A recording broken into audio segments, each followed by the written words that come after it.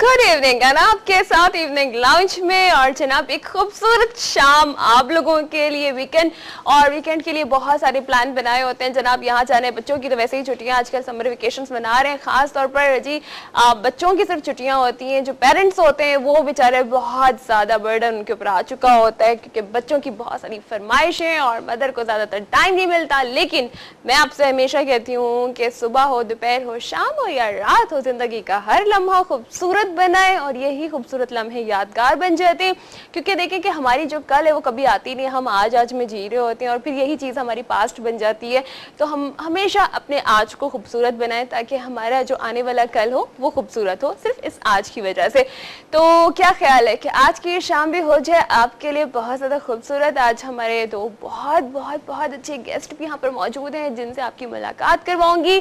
आप लोग भी हमेशा की तरह मेरे शो में शामिल, सॉरी मेरा तो यहाँ पे बिल्कुल नहीं कहना चाहिए, आपके अपने शो में शामिल हो सकते हैं, कॉल्स भी करेंगे और हमें एसएमएस भी कर सकते हैं। बट मज़ा जब आता है जब आप लोगों की खूबसूरत आवाज़ें मैं सुनती हूँ तो फ़ौरन जो लाइव फीडबैक मिलता है ना उससे यार मेरी एनर्जी और ज़्यादा अच्छी हो जाती है कि जी आप लोग सामने हैं, बात हो रही है और गपशप हो रही है। तो अपने आज का प्रोग्राम भी बताइएगा कैसे गुजारने वाले। मैं तो ये अपनी शाम आप लोगों के साथ गुजारी हूँ और हमारे दो बहुत अच्छे जो गेस्ट यहाँ पे मौजूद हैं इनके साथ गुजारी हूँ। तो वन बाय वन मैं मुलाकात करवाऊंगी। पहला नाम जो इस वक्त मैं लेने जा रही हूँ पाकिस्तान के बहुत अच्छे म्यूज़िक डायरेक्टर्स और तकरीबन पूरे जो पाकिस्तान के अच्छी आवाज़ें और ख़ूबसूरत आवाज़ें हैं तकरीबन पूरे पाकिस्तान को इन्होंने गवाया है और बहुत कहना चाहिए कि अपनी इस फील्ड में मास्टर समझे जाते हैं। 27 अवार्ड्स ले चुके हैं, प्राइड ऑफ परफॉर्मेंस इन्हें मिल चुका है। तो जनाब देर किस बात की, मैं आपको मिलवाती हूँ नियाज अहमद साहब से। अस्सलाम वालेकुम सर, कैसे हैं आप? थैंक यू सो मच अपनी मसरूफियत में से टाइम निकालने के लिए। आपने कोई मोहब्बत से बुलाया तो जाहिर मोहब्बत जहाँ हो वहाँ तो जाता है। बहुत शुक्रिया, बहुत शुक्रिया। हम एक और यहाँ एक ऐसी शख्सियत से मिलेंगे कि जो माशाल्लाह अपने काम में बहुत ज़्यादा माहिर भी हैं और उसके साथ साथ अल्लाह ताला ने कुछ इन्हें इस तरह की और एक्स्ट्रा क्वालिटीज़ भी दी हुई हैं जो हम लोगों के पास मतलब जब हम सुनते हैं देखते हैं तो हमें होता है कि वाकई अल्लाह ताला का कुछ लोगों पे कितना करम होता है और उन्हें कितना ज़्यादा नवाजता भी है। तो हमारे साथ इस वक्त जो मौजूद हैं वो एक एक्टर भी हैं और इसके साथ साथ अभी जब मैं आप लोगों को बताऊँ कि म्यूज़िशियन तो है लेकिन कुछ एक ऐसी जो चीज़ जो आप शो में सुनेंगे भी और हैरान भी रह जाएंगे क्योंकि हमारा जो ये मुल्क है और ये प्यारा मुल्क है, इस प्यारे मुल्क ने बहुत कीमती खजाने छुपाए हुए हैं, बहुत ज्यादा कीमती मोती भी हैं। तो उनमें से आज दो मोती तो हम यहाँ पे बिठा दिए। हमारे साथ मौजूद हैं जुबैर ज़करिया साहब। अस्सलाम वालेकुम। वालेकुम सलाम, जीती रहें। सबसे पहले तो मैं वाइब टीवी का बड़ा शुक्रगुजार हूँ कि बड़ी मोहब्बत से मुझे यहाँ बुलाया और आप मेरा इंटरव्यू ले रही हैं, ये मेरे लिए और बड़ी बात है। Thank you so much sir. अब दोनों हमारे साथ हैं, खूबसूरत शाम है, खूबसूरत शाम का जिक्र आ रहा है और ये भी मैंने कहा कि जी आपने माशाल्लाह से तकरीबन पूरा पाकिस्तानी गवा दिया है। तो ये एक जो जहन में फौरन एक सॉन्ग आ जाता है, शाम का हमारा प्रोग्राम है, तेरा नाम और ये शाम दोनों कितने मिलते जुलते हैं। ये भी मेरा बनाया हुआ है। ये भी आपका बनाया हुआ है और आलमगीर साहब ने गाया था और वो अब भी आए थे मेरा ख्याल अमेरिका से, तो उन्होंने यहाँ अब भी वो गाना सुना है, ये शाम होता है और ये सुपर हिट हुआ। दरअसल पहले क्योंकि ज्यादा चैनल वैनल नहीं थे जी, सिर्फ पीटीवी था। बिल्कुल। और पीटीवी के अंदर जब आर्टिस्ट आता था तो वो आर्टिस्ट सब कुछ ये सोच कर आता था कि मुझे वहां जाके क्या पेश करना है। तो जब ये वहां पर फनकारों की कोई पहचान ही नहीं थी। असल में जो बात सच है जी वो मेरे जबान पे आ रही है कि उससे पहले बड़े असातिज़ा जो थे वो रेडियो पाकिस्तान में थे जो बहुत काबिल लोग थे। रेडियो से स्टार्ट किया उन्होंने अपना, बिल्कुल। मगर टेलीविजन ने बहुत बड़े फनकारों से भी खिदमत हासिल की और लोगों को इंट्रोड्यूस भी किया। सही। टेलीविजन पहला इदारा है कि जिसने इतनी पहचान लोगों की कराई, हम घुस नहीं सकते थे। ये बात सर, ये मैं आपकी जो बात है वाकई मतलब बड़ी काबिल गौर, और ये चीज हम मानते भी कि उस वक्त जो था एक बड़ा सख्त दौर जी, जिसे जी। कहा जा सकता है कि जो आता है ना वो पूरे उसमें मेरिट पे आते हैं, अब उसका जो करियर बनता है वाकई उसकी एबिलिटी इतनी होनी चाहिए कि वो उस बिल्कुल, वो मुकाम बिल्कुल, उसको डिजर्व करे, फिर वो उस जगह को अब डिजर्व तो करे। किसी को एक फोन करवाते हैं और आना गाना है। गाने के लिए वो करिए आज आ जाइए, आ जाइए सही, आप उसका गाना कैसा ही हो, उसका बजाना कैसा ही हो, उसको ले लेते हैं। बिल्कुल मजबूर है वो कि कहीं साहब नाराज ना हो जाए। मगर जो हमारा दौर था, तो आप यकीन कीजिए कि मैं अपनी जाती अपनी बात कर रहा हूँ, लोग चैनल्स पे बैठ के ये बात करते नहीं है कि हम रेडियो के बाहर खड़े हुए हैं और 2 महीने तक उन्होंने हमको अंदर नहीं घुसने दिया। रेडियो के अंदर जाने का हमें पास नहीं बनाया, क्योंकि बहुत बड़े बड़े उस्ताद वहाँ मौजूद मौजूद होते हैं, थे, बिल्कुल। और वो जब तक कि वहाँ ऑडिशन नहीं होता तो जो अंदर जा नहीं सकता अंदर था। जा नहीं सकता था। तो हम तो वहाँ पर उनके सामने तो कुछ भी नहीं थे और सीख के जा रहे थे, मगर उन्हें हम अंदर नहीं जाने दिया। अच्छा सर, कि अगर मैं पूछूं तो ये कितने साल पहले तक की बात होगी? ये 40 बरस पहले की बात। 40 बरस पहले की बात है। अच्छा, लेकिन देखा जाए कि अब हमारे जो हम जब इस तरफ आ रहे, रेडियो से स्टार्ट हुआ, जी, जी। पीटीवी की तरफ आए, लेकिन एक चीज जो हमारी देखी जाती है वो ड्रामे। सर आप एक बहुत अच्छे एक्टर हैं, आपकी एक्टिंग लाजवाब है माशाल्लाह से। सही कह रही हैं। तो उसमें ये कि अगर अब आप कंपैरिजन करें, ठीक है कि पहले बहुत है लेकिन अब भी कुछ बहुत ऐसे नाम मौजूद हैं कि जो बहुत बेमिसाल काम कर रहे हैं। जी हाँ, ये तो है। असल में बात ये है कि पहले सिर्फ जैसे इन्होंने कहा कि पीटीवी एक इदारा था कि जहाँ जाना ही बड़ा मुश्किल होता था, वहाँ पर ऑडिशन होता था और जब तक 100% में से 95% आप ना लें आपको मौका नहीं मिलता था। मौका नहीं मिलता था। ठीक है। अच्छा सर, मैं आप दोनों से बातें तो करती रहूंगी, लेकिन हमारे जो उस तरफ कैमरे की दूसरी तरफ बैठे हुए लोग हैं ना, वो भी बड़ा इंतजार करेंगे जिस शो में हम बिल्कुल, शामिल हो। बिल्कुल। तो मैं जल्दी से आप लोगों से एक सवाल कर लेती हूँ जिस पर आप लोगों को वाइब की तरफ से एक बहुत जबरदस्त गिफ्ट हम पर मिल सकता है। मैं कहती हूँ ना कि हर शाम आपके लिए खूबसूरत होती है, तो आज की शाम एक खुश नसीब के लिए जिसको गिफ्ट भी मिल सकता है। आप बताएंगे कि जी अभी हम जिक्र कर रहे थे, तो आपने बताने कुछ 3 ऐसे सिंगर्स बताइए जिनको नियाज अहमद साहब ने गवाया है, ठीक है, उनसे सिंगिंग करवाइए। तो नाम बताइए। इस वक्त हमारे साथ फर्स्ट कॉलर कौन है? अस्सलाम वालेकुम। अस्सलाम Hello. अस्सलाम अना और मेहमानों को Hello. सलाम। First caller. अरे बोलिए जी।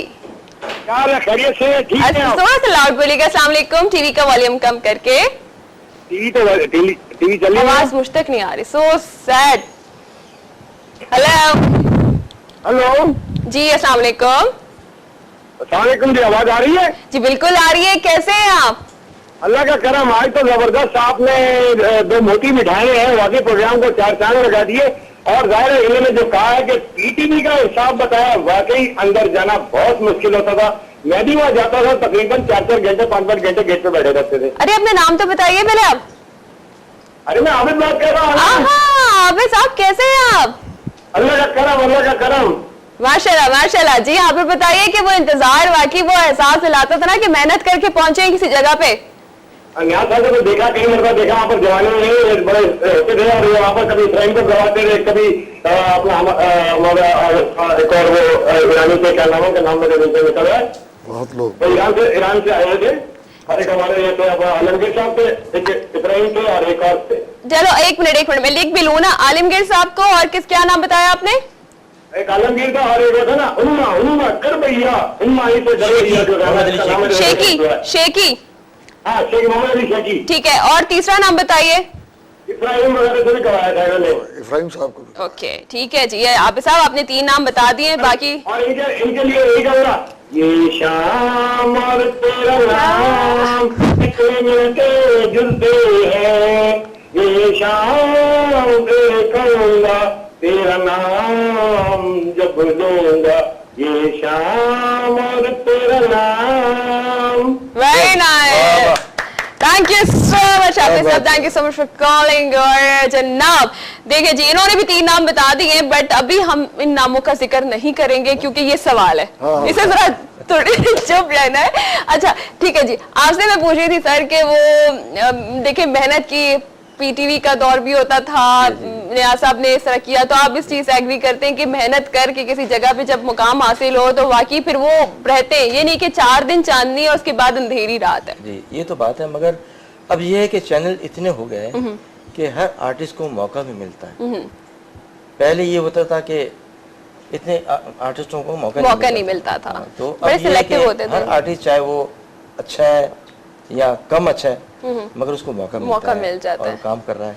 अच्छा, वैसे मौका मिलता रहना चाहिए कि नया टैलेंट भी सामने आता रहे सर, जी जी, चाहे वो सिंगिंग के हवाले से हो या डायरेक्शन के हवाले से हो, चाहे वो एक्टिंग के हवाले से हो। देखिए मैं निडर होकर ये बात कर रहा हूँ कि ये सारा काम जो है, जिम्मेदारी जो है इदारों की है, कि जहां से जो पुराने हैं उनका जो इल्म है उससे भी फायदा उठाएं, जो नए आने वाले हैं, क्योंकि हमने ऐसा ही किया है। सही, जब मेहदी हसन साहब भी गाते थे और शैकी भी गा रहा था, वाई, तो शैकी भी हिट हुआ उनका अपना स्टाइल है, और मेहदी हसन साहब का एक अपना स्टाइल वो था जी। तो जब ऐसा हो सकता है तो अब वो लोग जो है कुछ थोड़ा सा हो सकता है, मेरी बात किसी को ना अच्छी लगे, कि जितने इदारे हैं वो बस किसी तरह चलाओ, बस चलाओ। अच्छा देखिए ना कि हमारी जिन शख्सियात का नाम ले रहे हैं, मेहदी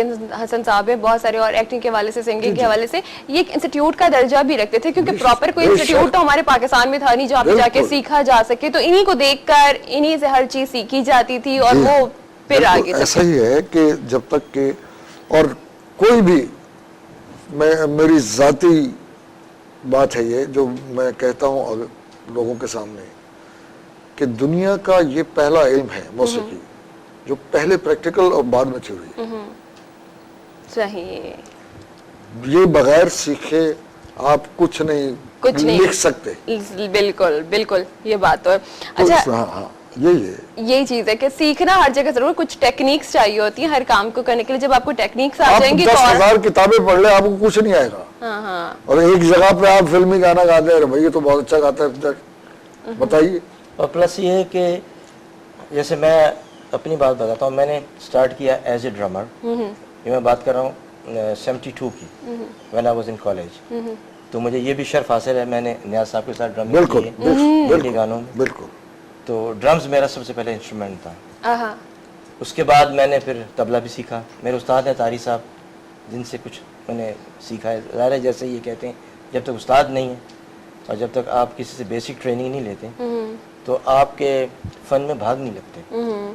तो अल्लाह का शुक्र है, मेरे उस्ताद तारी साहब पाकिस्तान में बहुत बड़ा नाम है उनका। उनसे मैंने तबला भी सीखा है और मैं कॉन्गो भी बजाता हूँ, बोंगोस भी बजाता हूँ। Basically I am a percussionist, कि मैं सारे रिदम के इंस्ट्रूमेंट्स बजाते हैं। और एक और जो बात और मैं चाहूँगी कि हमारे नाज़रीन को पता चले कि अभी हमारी थोड़ी देर पहले बात हो रही थी और उन्होंने एक ऐसा वाक़या भी जिक्र किया था जो हम शो में भी आपको बताएंगे, मुंह से तबला बजाना। देखिए इंस्ट्रूमेंट्स पर तो एक चले, एक पूरा आपको जो है वो कंट्रोल हासिल है कि इंस्ट्रूमेंट से, और लेकिन ये वाली बात मतलब बहुत नाकाबिले यकीन भी एक तरह से होती है कि बहुत मुश्किल, और वो रिदम उस तरह से ना लेना। तो ये कैसे ख्याल आया, कैसे स्टार्ट किया आपने? बात ये थी कि जब मैं छोटा था तो ऐसे में हाथ से जैसे गाना चल रहा है बजा रहा हूँ। अच्छा। आर्टिस्ट होता है ना तो उसका हाथ चलता रहता है। तो मेरा मुंह भी चलता था। अच्छा। तो वो फिर ये टैलेंट मेरा तकरीबन कोई 8-10 साल हो गए कि ये ज्यादा उजागर हो गया। मैंने 1-2 टीवी चैनल में, बल्कि यहाँ वाइब पे एक और मेरा इंटरव्यू था इससे पहले, इससे बात किया करती थी, सबात बुखारी जी। उसमें मैंने मुंह से तबला बजाया, फिर मैंने हाथ से कॉन्गोस भी बजाए थे। तो मेरा ये समझ लें कि बुढ़ापे में मेरा मुंह चल गया। बात सच साबित कर। वो अमेरिका में मैं परवेज मेहंदी साहब, अल्लाह उनको जन्नत नसीब करे, उनके साथ शो कर रहा था, तो तबला फट गया। अच्छा, शो के दौरान? वो घर की महफिल थी तो बाया फट गया। आप यकीन करें, माइक रख कर मैंने पूरा शो मुंह के साथ बजाया। Oh my God. पानी पीता था, मुंह सूख जाता था, ज़ाहिर है मेरा मुंह है, तो पानी पीता था और फिर तबला बजाता था। तो ये भी अल्लाह ताला ने मुझे टैलेंट दिया। Very nice. तो उसका थोड़ा सा आप बिल्कुल प्लीज डेमो दे दूं सर आपकी